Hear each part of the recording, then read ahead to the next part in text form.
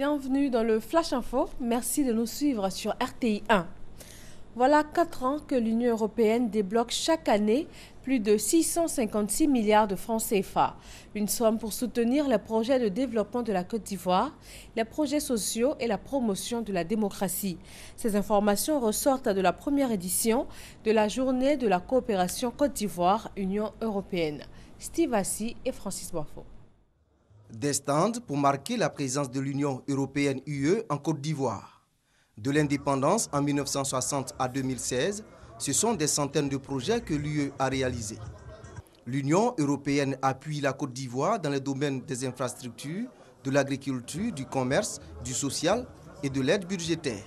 L'UE se veut un partenaire privilégié pour la Côte d'Ivoire. Sur une période courte de 4 années, chaque année, nous décaissons 100 millions d'euros par an au profit de la Côte d'Ivoire. L'État est reconnaissant des actions menées par l'Union européenne depuis plus de 56 ans pour le bonheur des populations ivoiriennes. Sur la période antérieure, le 10e Fed, ce sont 143 milliards de francs CFA dont la Côte d'Ivoire a bénéficié. Sur le 11e Fed qui couvre la période 2014-2020, c'est 179 milliards de francs CFA. Donc nous nous réjouissons de cela. Améliorer l'efficacité des projets et leur vitesse d'exécution, l'impact de ces projets sur la vie quotidienne des populations. Des échanges sur ces sujets ont lieu entre représentants de l'Union européenne et les autorités ivoiriennes lors de la première édition de la journée de la coopération Côte d'Ivoire-Union européenne. 90% des enfants vivant avec le VIH-Sida sont africains. Ce chiffre alarmant a fait l'objet de la réunion ministérielle continentale sur le traitement du VIH pédiatrique. La rencontre initiée par le système des Nations Unies vise à catalyser l'action mondiale en vue de freiner l'avancée de l'épidémie du sida chez les enfants.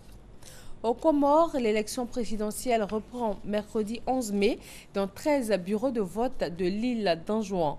Ce nouveau scrutin a été ordonné par la Cour constitutionnelle en raison d'irrégularités constatées lors du second tour.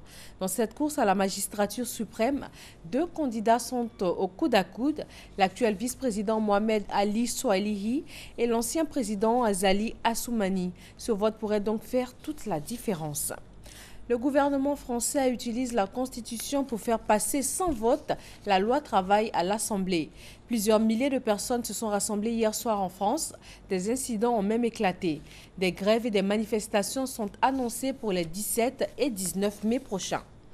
Le candidat Bernie Sanders a battu mardi Hillary Clinton à la primaire démocrate de Virginie-Occidentale aux États-Unis d'Amérique.